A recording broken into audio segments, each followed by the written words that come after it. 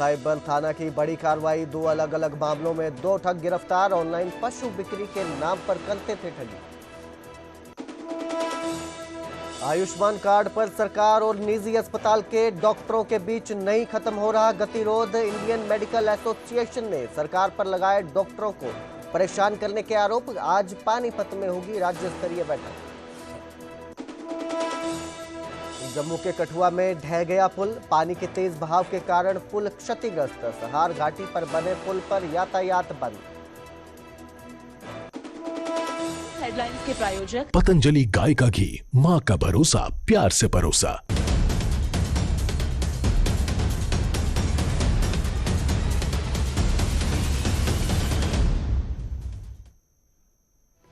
नमस्कार, स्वागत है न्यूज 18 पंजाब हरियाणा में। मैं कुलदीप भारद्वाज। हरियाणा प्राइम की शुरुआत करेंगे क्रिकेट से। चेतेश्वर पुजारा ने क्रिकेट से संन्यास ले लिया है। क्रिकेट के सभी फॉर्मेट से उन्होंने संन्यास लिया है। चेतेश्वर ने 4 साल इंटरनेशनल क्रिकेट खेला।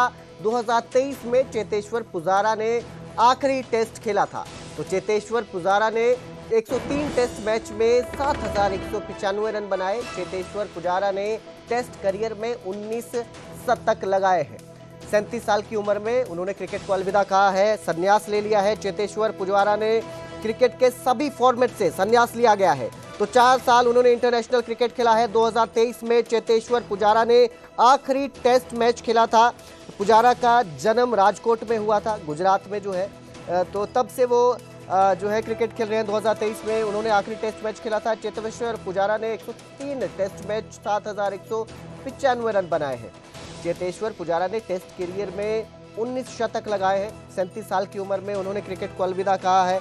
अगर उनके क्रिकेट करियर के अंतर्राष्ट्रीय करियर की बात करें तो 9 अक्टूबर 2010 को उन्होंने बेंगलुरु में ऑस्ट्रेलिया के खिलाफ टेस्ट क्रिकेट में पदार्पण किया था और उन्होंने 103 टेस्ट मैचों में 7,195 रन बनाए हैं, जिनमें 19 शतक शामिल हैं।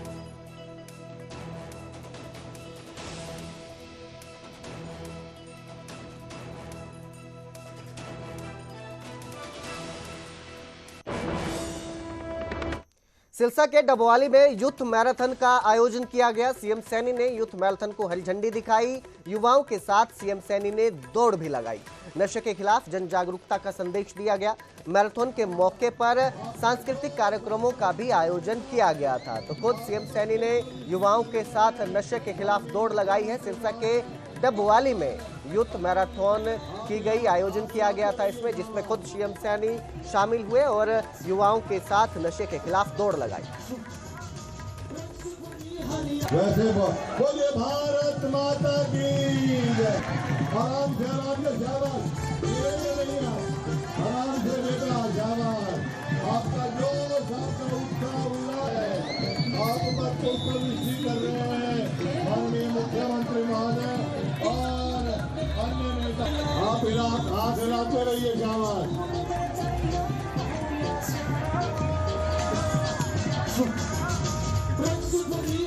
वैसे बोलिए भारत माता की जय। आराम से शाबाश, आराम से बेटा शाबाश। आपका जोश, आपका के अंदर सभी हमारे युवा साथी, सभी बेटियां बहनें बढ़ चढ़ करके भाग लिया है एक नशे के खिलाफ, क्योंकि नशा हमारे युवाओं को वो लील रहा है। हर युवा का जागरूक होना इस नशे के खिलाफ ये अत्यंत जरूरी है। और मुझे ये बताते हुए खुशी भी है कि देश के यशस्वी प्रधानमंत्री आदरणीय मोदी जी ने जो फिट इंडिया और स्वस्थ इंडिया जो उन्होंने कहा है, हमें अपने शरीर के प्रति सचेत भी होने की आवश्यकता है और अपने शरीर को स्वस्थ रखने की भी आवश्यकता है। क्योंकि नशा अगर किसी में चला जाता है, आ जाता है, तो हमारी विकास की गति को भी रोकता है और विकास की गति के साथ साथ परिवार समाज को वो डिस्टर्ब कर देता है। हमारी जो युवा पीढ़ी है, जो आदरणीय प्रधानमंत्री जी का विजन है कि विकसित भारत बनाना है, हम विकसित भारत गति से बना सकते हैं कि हमारे युवाओं में नशे के खिलाफ और इस भारत माता के प्रति नशा।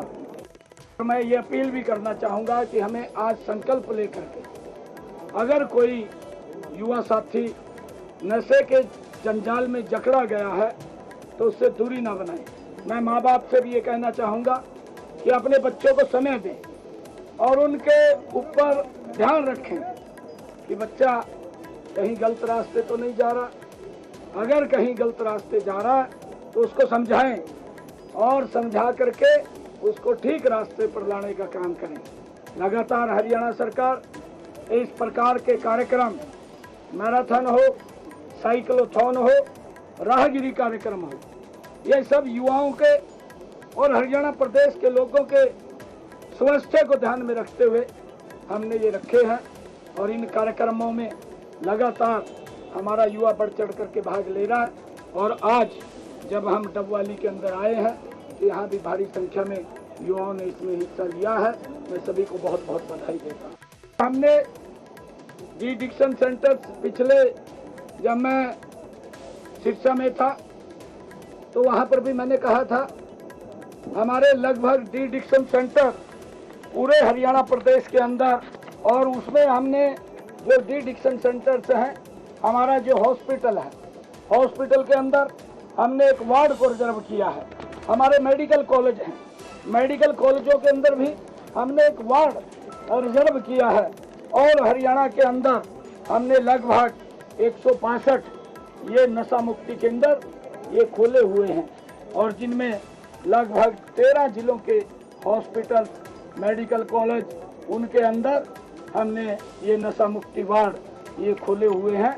और मुझे खुशी है कि हरियाणा प्रदेश के अंदर अब तक जो हमारे सरपंचगण, वार्ड के हमारे सदस्यगण, हमारी एनजीओ और हमारे WA के सभी व्यक्ति वो इस मुहिम के अंदर जुड़े हुए हैं। राष्ट्रीय अंतरिक्ष दिवस पर करनाल के मंगलसेन ऑडिटोरियम में भव्य कार्यक्रम का आयोजन किया गया, जिसमें केंद्रीय मंत्री मनोहर लाल, हरियाणा के शिक्षा मंत्री महिपाल ढांडा ने शिरकत की। मनोहर लाल ने दीप प्रज्वलित करके कार्यक्रम की शुरुआत की। कार्यक्रम में अलग अलग स्कूल के बच्चे और इसरो के वैज्ञानिक भी मौजूद थे। कार्यक्रम में प्रधानमंत्री नरेंद्र मोदी ने भी देशवासियों के नाम अपना वीडियो संदेश दिया। भी जो है वो चांद के ऊपर उतरा था। विक्रम जो लैंडर था वो चांद के ऊपर उतरा, और उसी बात को याद रखते हुए हमारे देश की नई पीढ़ी को स्पेस के बारे में, अंतरिक्ष के बारे में जानकारी मिले कि आखिर अंतरिक्ष का कितना बड़ा रोल है और कितना बड़ा स्कोप है, उस सारी की जानकारी देने के लिए स्कूल के विद्यार्थियों को, कॉलेज के विद्यार्थियों को या जो वैज्ञानिक हैं वो सब इस दिन बैठ करके कोई विचार विमर्श करें, सबकी जानकारी बढ़ती है। और इसका जो स्पेस डे है हरियाणा सरकार ने किया, ये बहुत मुझे खुशी है। बहुत धन्यवाद मैं देना चाहूँगी कि उन्होंने हम दोनों को बुलाया और यहाँ पे सम्मानित किया और हमें मौका दिया कि हम गर्ल्स स्टूडेंट से और बाकी बॉयज सब स्टूडेंट से अपनी बात कह सके, क्योंकि हमने इतने जो मिशन सक्सेसफुली अचीव किए हैं, उन्हें सफलतापूर्वक पूर्ण किया है, उसको बताना स्टूडेंट्स के लिए एक बहुत बड़ी बात है। और आज स्पेस डे के उपलक्ष्य में एक हमारी जिम्मेदारी भी बन जाती है कि हम इस सफलता को, इस चुनौतियों को और कैसे हमने सफलता पाई स्टूडेंट्स तक ले जाना। उधर हांसी में नाली विवाद को लेकर गोलियां चल गई। भाजपा नेता विजय मलिक ने गोलियां चलाई हैं। मामूली विवाद में भाजपा नेता ने गोलीबारी कर दी तो गोली लगने से दरवाजा छलनी हो गया है। पड़ोसी बाल बाल बचे हैं। भाजपा मंडल अध्यक्ष विजय मलिक पर आरोप है कि उन्होंने नाली के छोटे से विवाद को लेकर फायरिंग कर दी। गोलियों की आवाज से पूरे इलाके में दहशत फैल चुकी है। पुलिस मौके पर पहुंची, हालात को काबू किया। पुलिस ने दोनों पक्षों के बयान दर्ज किए हैं। विवाद के बाद आरोपी नेता ने बीजेपी का झंडा भी उतार दिया। तो भाजपा नेता है, आरोप लगे हैं उन पर फायरिंग करने के। नाली विवाद को लेकर फायरिंग की है। पड़ोसी इस फायरिंग में बाल बाल बचे हैं। आपको बता दें कि भाजपा मंडल अध्यक्ष है विजय मलिक जो है, जिन पर ये गोलीबारी के आरोप लगे हैं।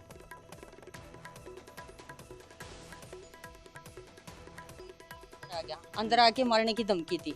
मैंने कहा भाई तेरे परिवार वाले ने बुला लो, मेरी गलती होगी तो मैं मान लूँ, अगर तुम्हारी है तो तुम चुप हो जाओ। बात खत्म, कोई बड़ा मैटर नहीं। इतनी देर में बोला मैं नाश कर दूंगा। तो फिर उनकी ताई जी बोली भाई बाहर आ जा। तो बाहर बैक साइड निकला है और साथ में मैं थी और मेरे घर वाले थे, पीछे दोनों बच्चे थे और एक इनका दोस्त अंदर डिस्कस करने लग रहे थे क्वेश्चन की सीटी का रिजल्ट के बारे में। तो वो साथ में निकल आए, वो साथ साथ निकल के इधर गेट पे खड़े हुए थे। इतनी देर में वो इधर से खड़ा था और मैं उसके बिल्कुल सामने थी। इतना सा मैंने देखा, उसने बैग ओपन किया और उसमें से गन निकाली। मैंने बोला गोलून बंदूक।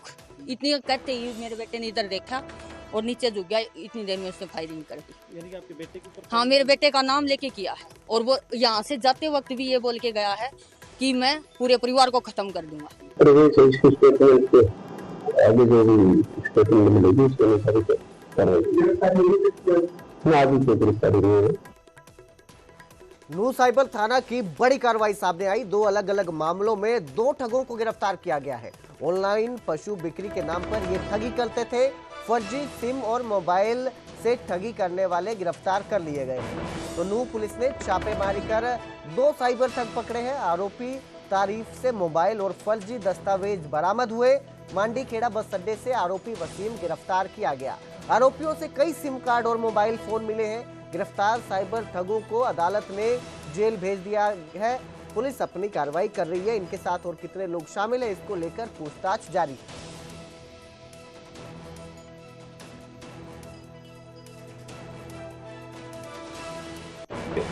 हमारे एसपी साहब द्वारा, जैसे कि आपको पता है, साइबर वाले अपराधियों के खिलाफ लगातार धरपकड़ जारी है और इसी संबंध में 2 युवक हैं।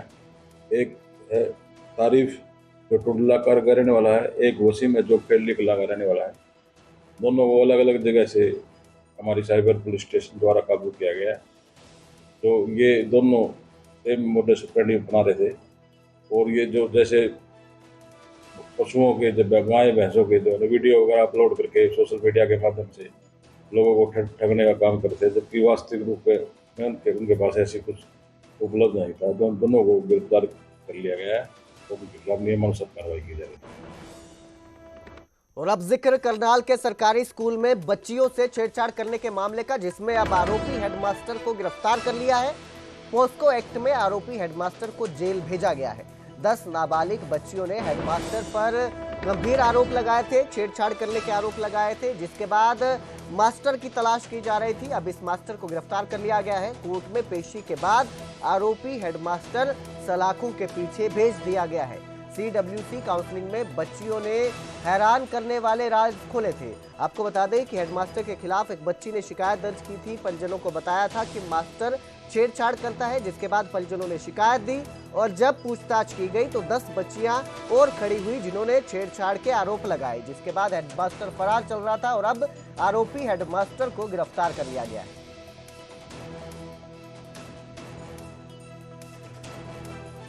बच्ची ने आरोप लगाया था कि अध्यापक द्वारा गलत हरकत व छेड़छाड़ की गई है।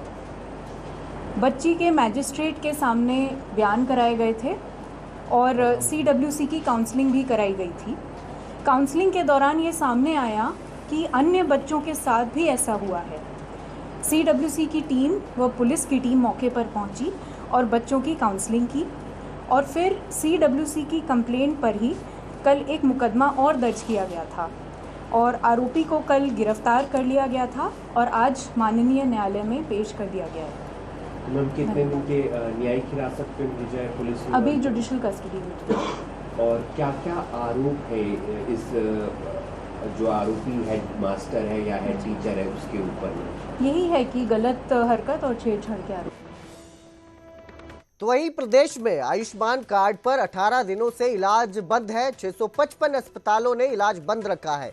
500 करोड़ बकाया के चलते ये फैसला लिया था। इंडियन मेडिकल एसोसिएशन ने सरकार को इसके लिए जिम्मेदार ठहराया है। सरकार पर डॉक्टरों को परेशान करने का आरोप लगाया है। आज पानीपत में राज्य स्तरीय बैठक होगी। तो आपको बता दें कि पिछले 18 दिनों से आयुष्मान कार्ड पर इलाज बंद कर दिया गया है। इंडियन मेडिकल एसोसिएशन ने यह फैसला लिया था। 500 करोड़ से ज्यादा का बकाया बताया गया था जो नहीं दिया गया था, जिसके चलते यह फैसला लिया गया था। 7 अगस्त से इलाज बंद किया गया है। हालांकि सरकार का कहना है कि 300 करोड़ से ज्यादा का बकाया दे दिया गया है, भुगतान कर दिया गया है और सरकार ने निर्देश भी दिए थे कि किसी भी तरह से मरीजों को परेशानी ना हो, इसके लिए उनका इलाज किया जाए, इलाज बंद ना किया जाए। लेकिन जो अस्पताल है, निजी अस्पताल हैं, वो इलाज नहीं कर रहे हैं। अभी भी मरीजों को इलाज नहीं मिल रहा है। आयुष्मान कार्ड के तहत इलाज बंद कर दिया गया है। आज इस पर एक बार फिर बैठक होगी, राज्य स्तरीय बैठक पानीपत में होगी, जिसमें उम्मीद जताई जा सकती है कि सहमति बनेगी सरकार और आईएमए के बीच, ताकि मरीजों को इलाज मिले समय पर। बट हमारी जो प्रॉब्लम थी वो एज इट इज़ ही हैं। गवर्नमेंट की तरफ से कोई भी सॉल्यूशन नहीं आया है। आज 17वां दिन हो गया हमारी सस्पेंशन का, आयुष्मान की सर्विसेज का, बट हम वहीं की वहीं खड़े हैं। सिर्फ कुछ पेमेंट गवर्नमेंट की तरफ से आई है जो अभी भी इनसफिशिएंट है। उसके अलावा गवर्नमेंट ने हमारी जो भी प्रॉब्लम्स थी, जो हमने आपसे पहले शेयर की थी, उसको रिजोल्यूट करने का कोई भी ऐसा सॉल्यूशन नहीं आया अभी तक सामने। प्लस अब गवर्नमेंट ने अपनी कमियों को छुपाने के लिए उसने दमनकारी नीतियों का उपयोग करना शुरू कर दिया। और अगर गवर्नमेंट चाह रही है कि वो हमारे से काम कराना चाह रही है, तो वो हमें दुखी करके काम नहीं करा सकती है, हमें हमारा शोषण करके काम नहीं करा सकती है। पहले 10% पॉपुलेशन को अगर आप केटर करते थे तो 70 to 80% पॉपुलेशन थी जो आपको कैश में आता था, जिससे आपके हॉस्पिटल के बिल्स होते थे, आपके स्टाफ की सैलरीज होती थी। अगर हम एक हॉस्पिटल की बात करें, ऑन एन एवरेज 50 से 100 तक का एक बड़े हॉस्पिटल का स्टाफ है, तो उनकी अगर सैलरीज आप लगा लो तो इतनी सैलरीज हो जाती हैं, प्लस हॉस्पिटल के जो एक्सपेंसेस है, रनिंग कॉस्ट है, तो वो सब मिला के इतना ज़्यादा हो जाता है कि वो जब 90% कैश का काम होता था तो कवर अप हो जाता था, बट जब 10% कैश का काम रह गया तो वो कवर अप नहीं हो रहा। तो उधर नूह के खोरी कला के राहत अस्पताल पर स्वास्थ्य विभाग की छापेमारी हुई। अवैध रूप से संचालित अस्पताल और मेडिकल स्टोर को सील कर दिया गया। संचालक शाहरुख और फार्मासिस्ट आसिफ पर केस दर्ज किया गया है। ऑपरेशन थिएटर में एक्सपायरी दवाइयां मिली, जिन्हें जब्त किया गया है। इसके साथ ही खून और टीकों का स्टॉक खराब हालत में मिला। बायोमेडिकल वेस्ट मैनेजमेंट नियमों का खुला उल्लंघन इस अस्पताल में होता नजर आया। मरीजों के अधूरे रिकॉर्ड और गलत पंजीकरण भी पाए गए। जिले में अवैध अस्पतालों पर लगातार कार्रवाई की जा रही है, जिसके तहत स्वास्थ्य विभाग ने ये एक्शन लिया और खोरी कला के राहत अस्पताल पर रेड करके जो अवैध स्टोर था और अस्पताल था उसे सील किया गया।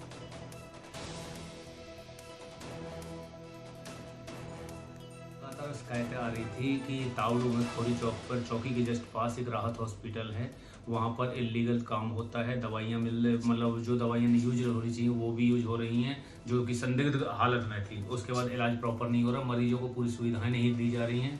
फिर हम वहाँ पे बृहस्पतिवार को सीएम फ्लाइंग की टीम हमारे साथ थी, उसके बाद कुछ सीआईडी के लोग भी थे। फिर हम वहाँ पहुँचे तो वहाँ पे देखकर डॉक्टर साहब मिले। डॉक्टर ने अपना शाहरुख नाम बताया। फिर हमने टीम ने जैसे पूरी छानबीन की तो मेडिकल स्टोर में कुछ ऐसी दवाइयाँ मिली जो कि रूटीन में यूज नहीं होती हैं। फिर उन्होंने उसके बिल मांगे, ना तो बिल दिखा पाए, ना उनकी परचेज और सेल का कोई भी रिकॉर्ड नहीं दिखा पाए। उसके बाद फिर हमने जैसे कि अस्पताल उस पर बर्थ रजिस्ट्रेशन पे रजिस्टर्ड है, तो हमने पूछा लेबर रूम कहाँ है, तो उन्होंने लेबर रूम यहाँ पे है ही नहीं। फिर वहाँ पे एक मरीज एडमिट था जिसकी अपेंडिक्स का ऑपरेशन हुआ था। हमने उसको पूछा इसकी फाइल दिखा, जब उसकी फाइल चेक की उसमें नोट्स प्रॉपर नहीं थे जो कि हो, और दूसरा बायोमेडिकल वेस्ट का जो निस्तारण होता है वो प्रॉपर तरीके से नहीं था। उसके चलते हमारी टीम ने फिर हमने ड्रग कंट्रोल ऑफिसर जो गुड़गांव से बुलाए हुए थे, उन्होंने मेडिकल स्टोर को सील कर दिया और हमने अस्पताल के खिलाफ FIR कर दी है। पानीपत में 2 बदमाशों को गिरफ्तार किया गया है। हथियारों के साथ पुलिस ने 2 बदमाशों को पकड़ा है। एंटी नार्कोटिक सेल को यह बड़ी सफलता मिली है। बदमाशों से देसी पिस्तौल और कारतूस बरामद हुए। बदमाशों ने व्यापारी के अपहरण की साजिश रची थी। पुलिस पूछताछ में 12 अगस्त की वारदात का खुलासा हुआ। आरोपी प्रमोद और पिंकेश ने यह साजिश रची थी, फिरौती की योजना थी। दोनों आरोपियों को माननीय न्यायालयों में पेश किया गया और जिसके बाद उन्हें हिरासत में भेज दिया गया है।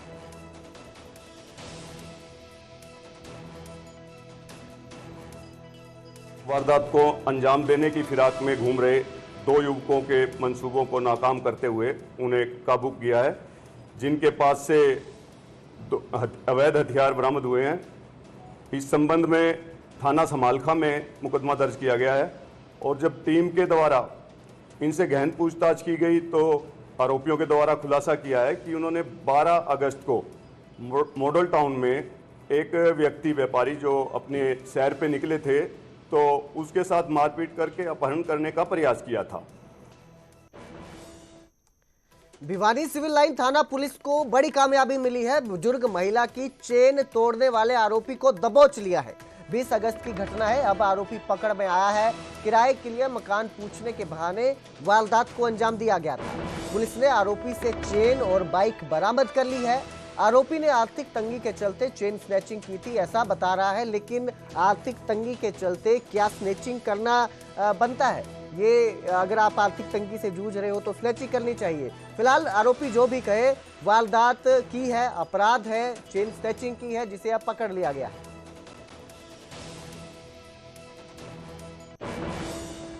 और इसने 20 तारीख को शाम करीब 7:30 बजे सेक्टर 23 से एक महिला बुजुर्ग, लगभग उम्र उसकी 72-73 साल, जिसका नाम कुसुम गौड़ है, उससे इसने किराए का मकान के बहाने से उसकी चैन को तोड़ा है और चैन तोड़ के ये भाग गया। उसके बाद से ही पुलिस एसपी साहब भिवानी द्वारा सख्त दिशा निर्देश देने पर पुलिस ने सीसीटीवी फुटेज के जरिए पीछा करते हुए आरोपी की 2 दिन के अंदर ही आरोपी को पकड़ के शनाख्त करवा करके गिरफ्तार किया गया, जिसे जो चैन तोड़ी थी माल मुकदमा बरामद किया गया है और मोटरसाइकिल जिससे आया था वो मोटरसाइकिल भी रिकवर किया गया है और आरोपी से गहनता से पूछताछ चल रही है। हरियाणा प्राइम में फिलहाल इतना ही। बाकी की खबरों के लिए देखते रहिए न्यूज़ 18 पंजाब हरियाणा।